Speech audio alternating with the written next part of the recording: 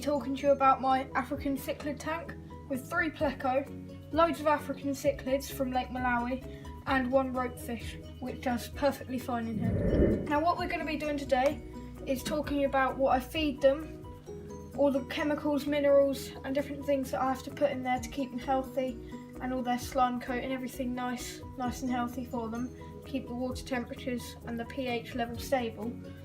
So that's one thing we're going to be talking about. Second thing is we're going to do a water change and tell you all the different things you have to do with that, different things you may need, like dechlorinator. Now these are all fairly simple things that people want to know, and I'm going to be telling you and explaining how to do this very well with especially African cichlids from Lake Malawi, because they can be very challenging to keep. Well, I was very fortunate because I got a great deal on all these fish except for the ropefish and the tank for a very good price. Now Malawi cichlids can be very aggressive at times. They can even get up to points where they'll kill each other because they're very territorial and things like that. Now we've got quite a range of colours, maybe a few more females than males, but all the males we have are very colourful and very friendly. So we've got a breeding pair of pleco, 3 pleco in there, and one thing I want to talk about is plants. So first of all, with plants, lots of people tell you can't have live plants, which it is very difficult to use live plants. So what I tend to do is I just buy these artificial plants that look very realistic and provide great cover for the fish. You might be able to see this one right here is enjoying it in that cover there. Now another thing I'd like to mention is water flow and water quality. Now at the moment the water quality in here isn't perfectly clear. It is very clear, but you can see lots of little particles and things in there. That's because I'm about to do a water change and I haven't done a water change for maybe about a week or 2, so that's why the water isn't quite perfect. Now the second thing, water flow. You need to have a lot of surface flow, I think, and that provides a lot of almost flow. So one thing I like to do is when I'm feeding them, I'll get into what food I feed them later on, is I put the flakes in front of this little thing here.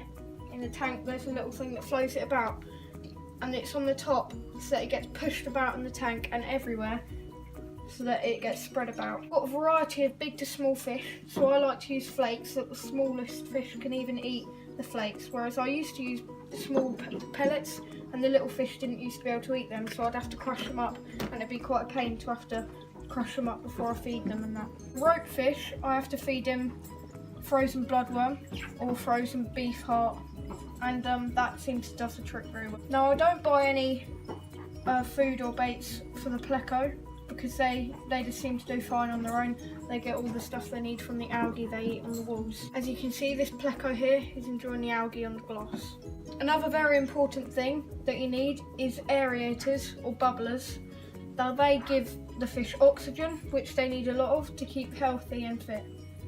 To help get all the water out, what I like to use is this siphon. This helps very much, and it just basically pumps the water out.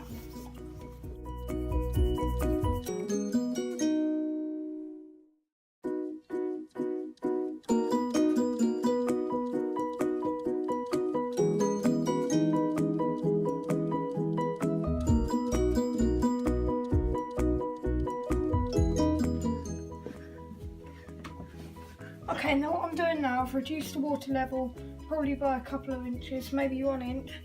And now what I'm going to do is I'm going to take all the ornaments and things out, the rocks and plants. I'm going to stir up the bottom of it to get all the poo and all the waste up, floating in the water. Then I'm going to reduce it back down to nearly halfway, and that should clear it all out. And then we'll refill it back up with healthy water, put some dechlorinator in, and it should be good to go.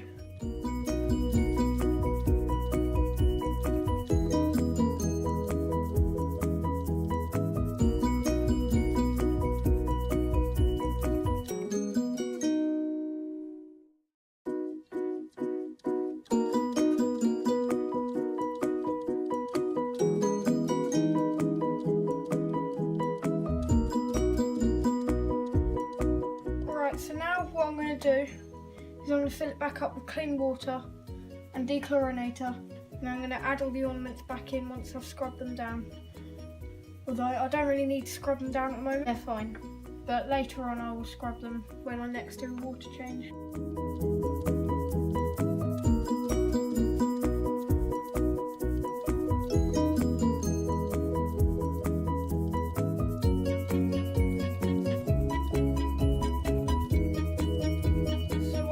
Now is it's nearly filled up to the top.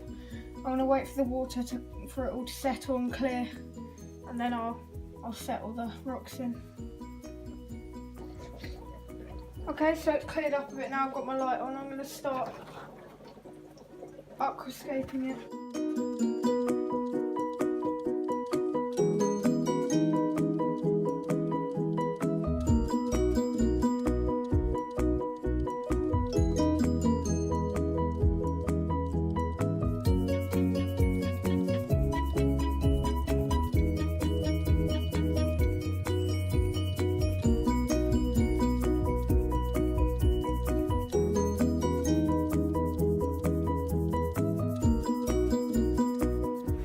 Okay guys, that's it for this video. I've completed the aquascape and I think they're loving it. I'll see you in the next video. Peace! Yo guys, you're legends if you got to this part of the video, and you know what will make you even more of a legend? If you subscribe, leave a like and turn on that notifications bell so you don't miss any of the awesome videos in the future. So, I'll see you guys in the next video. See ya!